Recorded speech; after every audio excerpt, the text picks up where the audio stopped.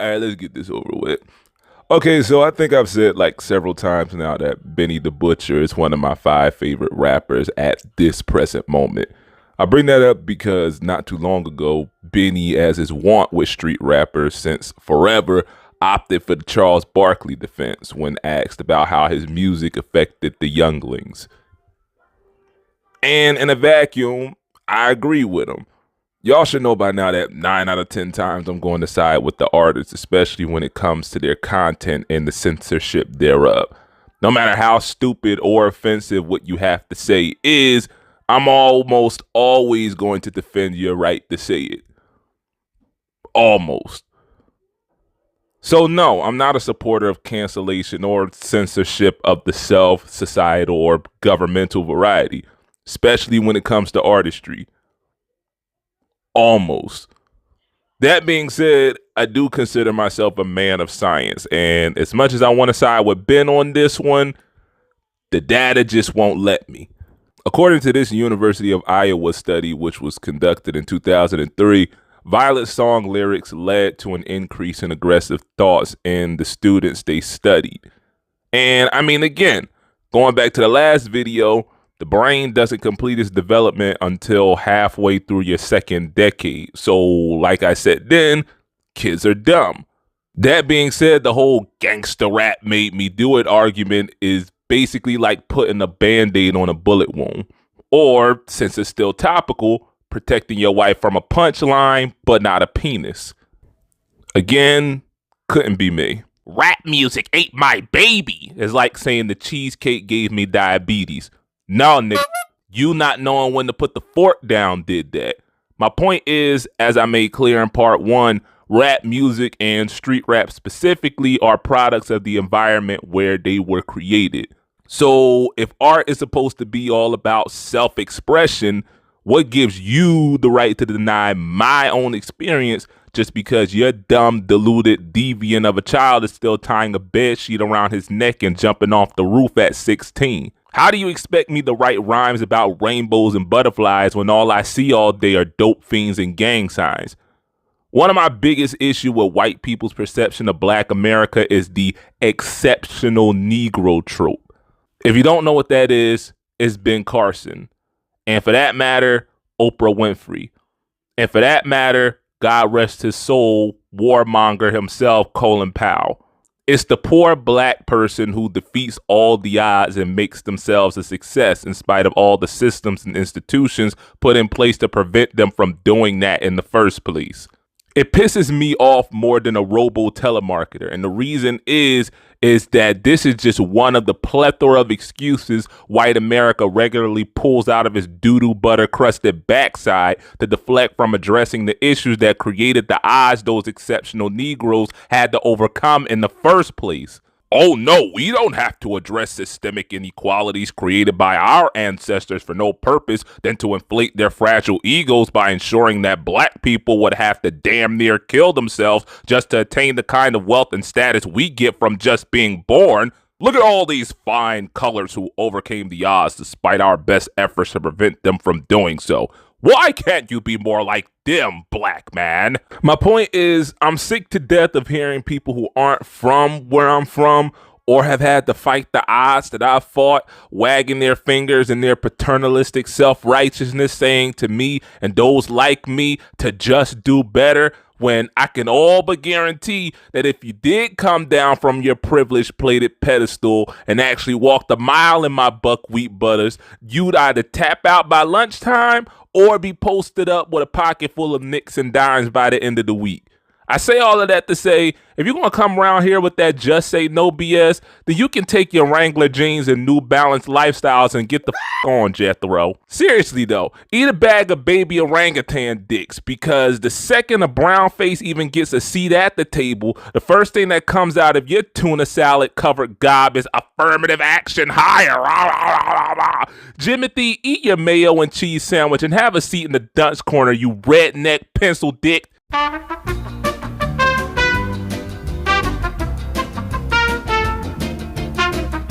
You can't say that. I ain't even say nothing that bad. I ain't trying to hear. I ain't trying to. Do you want to get canceled, boy? Come on. You want to get canceled? Do you want them to do to you what they did to David now? Nah, I ain't leave my daddy's pig farm and my 3 sister wives for this. You get on there and you make it right. I want to take this opportunity to apologize to the friends, the family, and the allies that I have offended with my comments in this video. I will use this experience as an opportunity to learn both who I am and who I can be. I want to become a better artist, but more importantly, a better person. A few moments ago, Clarence told me that at your highest moment, be careful, because that's when the devil comes for you. I want to be a vessel of love, not only for this online community, but all of God's children. I hope you will allow me to grow as an individual so that we might all grow as a community. Thank you, and God bless. Is that good enough? Is that good enough? Jesus Christ, Clarence. Anyway, the point I was trying to make before going all sicko mode was the same I made in part 1. Street rap is a product of the environment that birthed it. So if you think the drug and gun bars are such a problem, then maybe you should think about addressing the issues that lead kids like Savage, Kodak, the Babies, and Young Boy to turn to that life in the first place. But you want to know why that's too much like right to ever be a realistic option? Because Americans are conditioned to be selfish dickholes. That's why. Or else 2/3 of Americans wouldn't oppose reparations, even though that's both the morally and economically sound thing to do at this point. But sure, let's give $1 trillion with a T dollars every year to the defense industry to build fighter jets that'll never get off the ground and drones that'll blow the legs off of little brown children that you won't even know exist until the next Feed the Children telethon. So like we said before, the music industry is as much, if not more so, about image than actual music. And in a genre like hip-hop, that's particularly true. Despite it becoming more and more mainstream, hip-hop's roots still lie in the underground. And as with similarly originating genres like punk and metal, a rapper's authenticity is just as important as their artistry, sometimes even more so. This is why the use of ghostwriters is so frowned upon, and even the allegation of using one will knock you from the GOAT throne to a completely different genre almost overnight. Just ask Drizzy. This is also why you can get away with suspect lyricism so long as you're the realest guy in the room. Or at least appear to be. Which brings me to this Walking Pride Day float over here. Say what you will about him, and I mean, really say whatever you want about this crackhead birthday clown, but he knew exactly from the jump exactly what he lacked and exactly how to make up for it. Those being talent and gratuitous amounts of fraudulent street clout, respectively. I'm not going to do a whole deep dive on the marvelous misadventures of 6ix9ine because it's been covered by almost every media outlet at this point, but suffice to say that, to me at least, the real-life Daniel Garcia was more times than not the smartest guy in the room, at least relative to the company he kept. He's since become a pariah in the hip-hop community, but that was only after he came out and copped to what we all should have known from the beginning.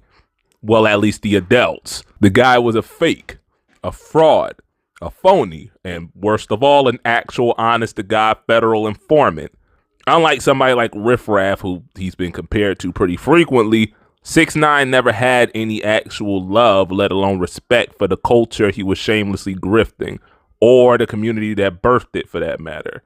His game was less about making himself into at least the facsimile of a decent MC than just milking the teat of New York street culture until it was drier than the Sahara. And the sad part is, it worked.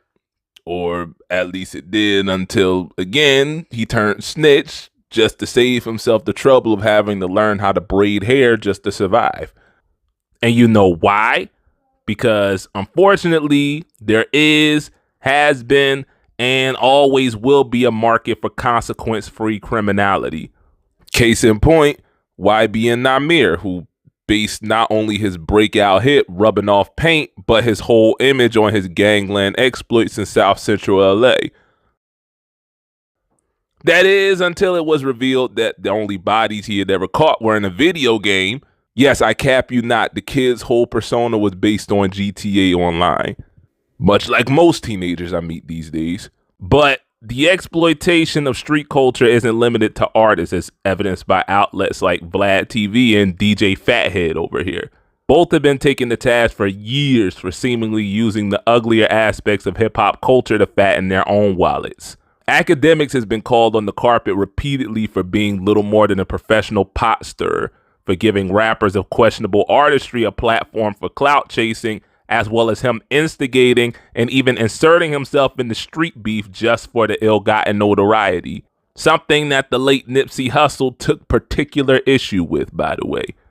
Vlad TV was once, and still is by many, praised as a refreshing, unfiltered platform for voices in and around hip-hop who don't normally get a platform to do so, to speak their unadulterated truth in an industry perpetually pushing for as much sanitation as possible.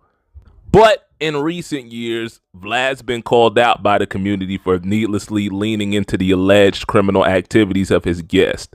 Nick Cannon and Benny the Butcher went so far as to call his cap on his own show, no less.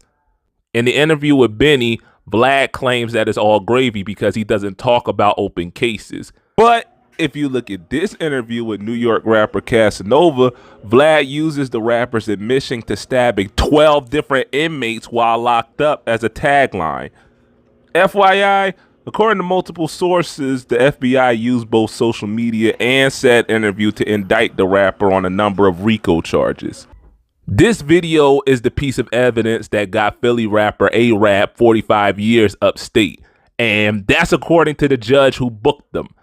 Now, I've seen people on the internet, including some street dudes, point out that literally none of the details A-Rap gave were ever asked for, so it's his own fault for running his mouth like a running faucet. But here's the thing. Like I've said in the past, I'm not a street dude, but I am a journalist, or at least I was trained to be. And commandment numero uno in the journalist code of ethics is to inform the public, obviously. But number 2 is to never under any circumstances whatsoever expose your source to unnecessary harm. Why? Because journalists are not cops. Typically not cops. And the quickest way to lose your credibility and thus livelihood is someone who depends on people trusting you enough to share their most intimate details of their life is to be labeled a rat. So even though it is your job to inform the public, it's still up to you to determine what is and isn't in the public, let alone feds' right to know. So at the very least, Vlad has been guilty of shoddy journalism, and some could even argue that his show is basically just TMZ Hood Life edition. But that's the hook, isn't it? It's not about artists giving you a window into their creative process and the experiences that created that process, but it's the possibility that if you tune in long enough, you might just see a real-life gangster movie plotline unfold right before your eyes. That's why movies like the Godfather trilogy, Heat, and Goodfellas, and TV dramas like The Wire, The Sopranos, and Breaking Bad have become cultural touchstones. That's why movies like Boys in the Hood and Menace to Society are just as much a part of mainstream consciousness as they are the hoods. Just like what I said in the last video, and like James Maynard Keenan croons on the hook The Vicarious. Again, bad Negro. That's why every single cable news station in existence is salivating over Russia's Ukraine invasion and won't shut the F up about the U.S. post-COVID homicide spike. The reason why death and drugs, crime and criminals will always be marketable is because people are always willing to pay top dollar for a quick diversion from the mundane monotony of their relatively danger-free existence. Because let's keep it real. Nobody wants to watch a movie about an upper middle class married couple throwing passive aggressive pot shots at each other until their marriage inevitably implodes under the weight of their own shared resentment. Okay, I stand corrected. This time. This is why the debate over white rappers still rages on to this day, and even why someone as universally respected among hip-hop heads as Eminem, who spent just about a decade on the battle circuit honing his craft before getting cosigns from some of hip-hop's dignitaries, still for years had to fight accusations of culture vulturing. Was it unfair? Yeah, it was. But was it unnecessary?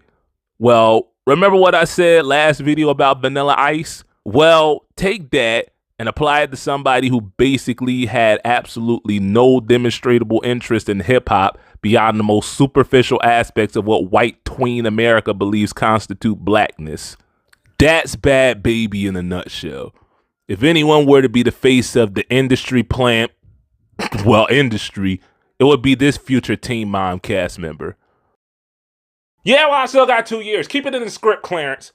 If you don't know who Bad Baby is, it's the Cash Me Outside girl from that one Dr. Phil episode that your parents barred your kid sister from ever watching. And guess what? The music industry swooped in and made a whole freaking chart-topping rap artist out of her based on nothing but that meme. This is why hip-hoppers and black people in general are so defensive of our culture. Mainstream America continues to be fascinated with its own idea of blackness to the point that it'll literally create it, package it, and sell it back to itself as the genuine article. Despite popular misinformation, the I hate rap but I do listen to Eminem market is still very much alive and racist because, as has become something of a running gag on this channel, America loves everything about black people except the people, apparently. I'm realizing now that this section probably belonged in part 2, but I'm already here, so let's just move on anyway. Like I've said umpteen times now over the course of this series, I don't really have any issue with street rap or rappers in a vacuum. In fact, as some of y'all might have gathered, I'm actually a consumer myself. Maybe not as much as I was a decade ago, but I have made a habit of bumping It's Hot and Hell is Dark on my morning power walks. I'm also not saying that everybody who listens to street rap is only doing so for the adrenaline kick. The same reason why I love Kendrick's music so much is the same reason why some people love YB and Dirks. It doesn't matter if their punchlines feel more like an open palm love tap than a left hook from late 80s Mike Tyson. It's the fact that someone empathizes with them in a way that only someone who's had to live the bulk of their life looking over their shoulder for the ops and the feds alike could understand that matters. And that I can rock with, but what I can't abide with is corporate vultures pulling literal kids off the street, promising them the world for the sake of commodifying and ultimately exploiting their miseducation. When I say kids, I mean literal kids. 15, 16, 17-year-old kids, if not younger, having their trauma and misdeeds exploited by people twice, if not 3 times their age, who haven't lived half the life they have. And for what? 15 minutes of fame and an advance check worth more than the house they grew up in? Actually, that's not a bad deal. But my point is, it's morally and possibly ethically wrong. Yet and still, there's only so much finger waving we can do at the labels when we continue to create a market for vicarious criminality. In 2017, Texas teen rapper Tay-K was captured in, of all places, Elizabeth, New Jersey, after a 3-month-long nationwide manhunt for him after violating the terms of his house arrest in relation to a botched home invasion that led to the 2016 murder of Ethan Walker. Perhaps not so coincidentally, Tay released his platinum-selling single, The Race, on the same day he was apprehended by the U.S. Marshal. A song about, well, you know it, that 3-month-long manhunt. Prosecutors used the aforementioned track as evidence for the jury in Tay's sentencing, which, I mean, that's his own fault for self-snitching, but unlike A-Rab, who was a hold behind man when he self-snitched, Tay-K was still a minor at the time. I hadn't even seen a naked cooter at that age, and this kid's rap sheet looked like a GTA character's before he was eligible to vote. And before you judge him, actually hear his story from his perspective. The same way that we did for someone like, Kyle, who, lied his way into a far-right militia before ultimately killing 2 people and badly injuring another.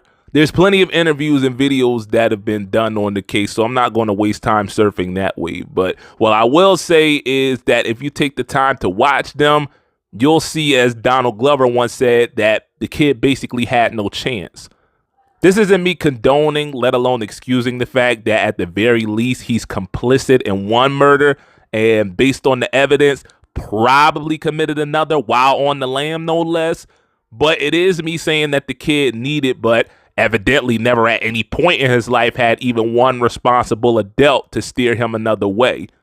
Least of which his label, who, maybe instead of letting the boy incriminate himself by not only basically confessing to an open charge in a music video, but at the very least enabled him to further damage his defense with Insta and Twitter photos of, among other things, him brandishing imaginary pistols while in a jail cell. I mean, the least you could have done was said, well, buddy, you might not want to rap about the details of your case, at least not until after the trial. That's what we got lawyers for, bucko. Or even, I don't know, be the adult this kid needed and never had and get him away from the people, places, and activities that wound up getting him 55 years and max security. But, Billiam, it's not the label's responsibility to stop you from being an idiot. And typically, I'd agree. If not for the label, which is a subsidiary of Sony, by the way, releasing his debut mixtape the day before he was apprehended. How serendipitous. And later that same year, re-releasing it, featuring a remix of the song that wound up getting him 55 years in max security. Oh, and in case you're saying, well, at least he's got that sweet advance check money to look forward to when he's eligible for parole at age 47, you're sorely mistaken, bucko, because almost all of it was spent on that crack team of defense attorneys that apparently the label couldn't fit into the budget after, marketing the mixtape, producing a music video, and printing all those free Tay-K shirts that couldn't have been used to pay any legal fees whatsoever, because, that just wouldn't be ethical at all. That, buckos and buckets, is textbook exploitation, and it's not the first or anywhere near the last time it has or will happen. Understand something. This isn't me excusing or justifying the fact that this boy is at the very least complicit in one murder and probably committed another one while on the lam, no less, nor is this about the culpability of these artists in the alleged and, in Tay's case, convicted crimes. But this is about record labels profiting from that criminality, with little to no benefit to the artists, let alone the victims of their actions. Well, in lieu of a lawsuit, obviously. And don't get it twisted. The reason this track blew up the way that it did, or at least in part, is because of the public's fascination, even obsession in some cases, with the whole Butch Cassidy factor that Tay had going at the time. But similar scenarios have played out for Bobby Shmurda, YNW Melly, and I still don't know how to say this, whose lyrics were used, at least in Shmurda and Melly's cases, against them in court. And in X and Melly's case, described in disturbing details the crimes they had or would commit. Well, alleged in X's case, but let's be real, fam. And while we're at it, listen, I've already gone on record about my feelings concerning X, so I'm not going to dwell on that. And though I do believe in innocence until guilt is proven in the court of law, come on, fam. That being said, it was about as obvious as a bogus campaign promise that this kid needed some serious mental help. And he even admitted as much on pretty much every track of his that I've listened to. And if y'all know me, I always believe that as long as you're breathing, you have a chance to redeem yourself if you're willing to do that. And this kid would have had more than enough time to do so if he had lived long enough to do so. The only way I can describe X's fandom post-mortem is a cult. And you think his label hasn't exploited that? Then you haven't listened to any of Tupac's 6 posthumous LPs. 6! Or that one album that Diddy made that was just a list of who's who of mid-aughts hip-hop acts getting shown up by the asthmatic ghost of Biggie Smalls. But what makes X's case so shady is both the immediacy and circumstances surrounding his death. X's music is defined by the troubled life he lived, which ultimately led to his passing. And like I said in that video I mentioned earlier, knowing what we do now, how could we possibly separate the artist from his art?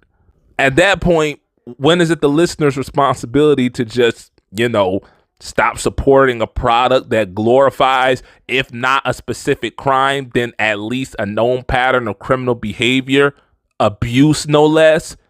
But perhaps more than that, how do we live in a world in which the kid's label partners with, who was, according to his fans at least, the main reason he was so effed in the head to begin with, the profit off his tainted legacy, and we all just look the other way because, yay, more emo rap. And that's the thing, isn't it?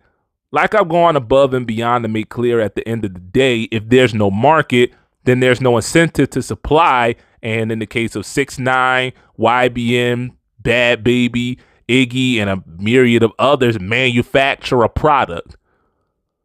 As much as we, the listener, claim to support our favorite artists and not just their art, time and time again, we prove how much more our own demand for their product means to us than the producer of it, by empowering the labels that exploit them to continue doing just that.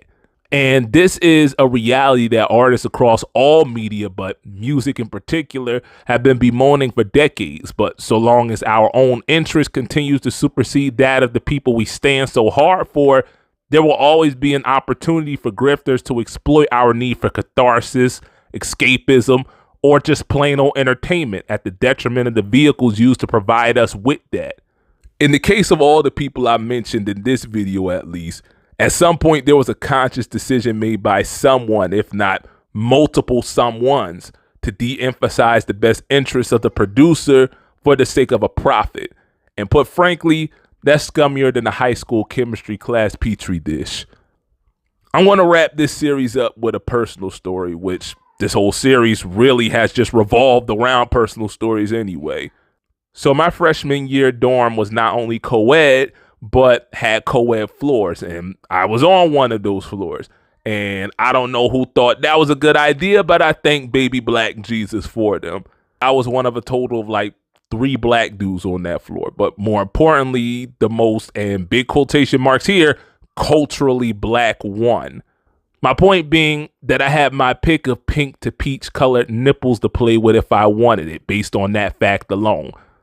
But just as I was preparing myself for an extended bout of jungle fever, I realized that the Beckys that wanted me did so just as, if not more, for where I was from as for who I was. For the first time in my life, I understood what that stable of house Negroes Fox News keeps in cryogenic stasis until it's time to weep and gnash teeth over the release of a new rap album or the election of the next colored public official meant by objectification.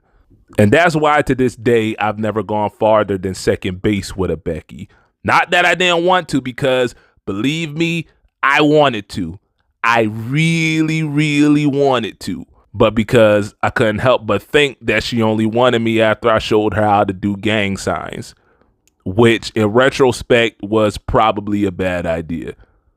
My point being, I'm so defensive of black culture and people because I've not only seen, but experienced for myself just how little mainstream America cares about us beyond what we contribute to its otherwise cultural bankruptcy, which I wouldn't have so much of a problem with if, again, mainstream America adequately addressed just a handful of the issues we as a people have been pissing and moaning about since Jack Daniels was an antiseptic. Moral of the story is, if you're going to fall in love with black folks, don't do it for how we look, where we're from, or what we have, and continue to contribute to Western and apparently Eastern culture's insatiable appetite for consumption. But love us for who we are, and then act accordingly. In other words, give me my 40 acres already, damn it.